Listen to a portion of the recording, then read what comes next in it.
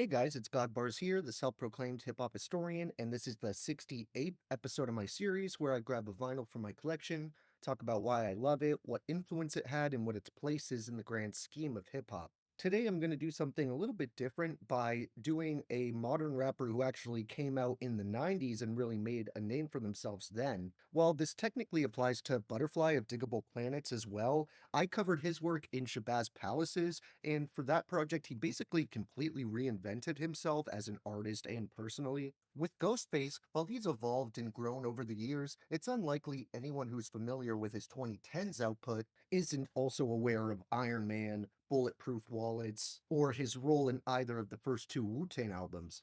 Obviously, there's way more than two of those, but personally, I don't really consider any of the projects without ODB as true Wu-Tang Clan albums, even when it comes to the better ones. Ghostface is one of the few legends of his time who stayed consistent throughout their entire lengthy career. Another example being MF Doom, who was actually a frequent collaborator with Ghostface, and they even had a collab album called Doomstarks planned to release at least at one point. While that obviously didn't end up happening due to his tragic passing, both of those icons have a classic in virtually every decade they were active.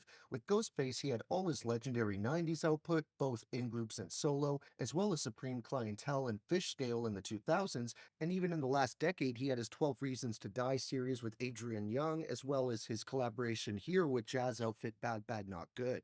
While the entire collective had their fair share of underrated solo albums, I feel like Sour Soul kind of got swept under the rug amongst all the exciting music coming out that year in 2015, like To Pimp a Butterfly or Today I Wrote Nothing. But despite mixed reviews, I completely fell in love with it on day one, and now nearly a decade later, I get a wave of memories and nostalgia every time I put it on. Bad Bad Not Good is a talented Toronto-based band that's been making interesting jazz fusion for over a decade now, but they clearly have a lot of love for hip-hop, which shines through their instrumentals and collaborations with MCs.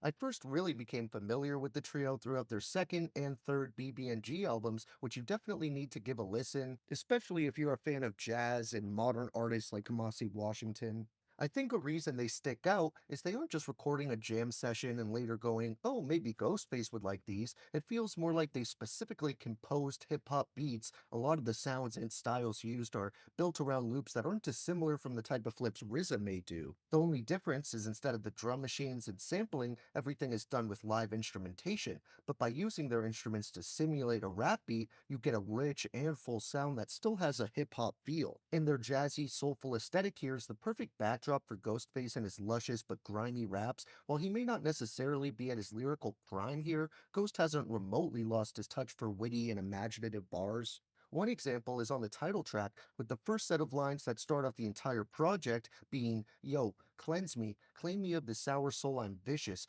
my mind races from the satellite dishes, no technology, this world's corrupt, they can't feed me food for thought, I won't budge, I'm a twisted individual, they say critical, I say homie, I'm on top of my pinnacle, chessboards and swords, alphabetical darts, my clan is brave hearts, y'all move like Paul Blarts. Honestly, his entire opening verse is pretty memorable, with the very next group of bars being sloppy, go ahead and try to stop me if you can, your casualties of war will get left in the sand, I'm Iron Man, a stone-faced killer with a mask, don't want the truth then don't ask, you couldn't handle a task, rigorous, my war face is one that God gave me, evil cause I look all bugged out and crazy, dusted, embalming fluid dripping from my nose hole. Stapleton resident never catch me wearing rose gold. One other favorite moment of mine comes in the form of a guest appearance, which is Danny Brown's feature on 6 Degrees. Him and Ghostface were a combination I was super excited to hear when it happened, and while they both snap over the dirty, funky beat,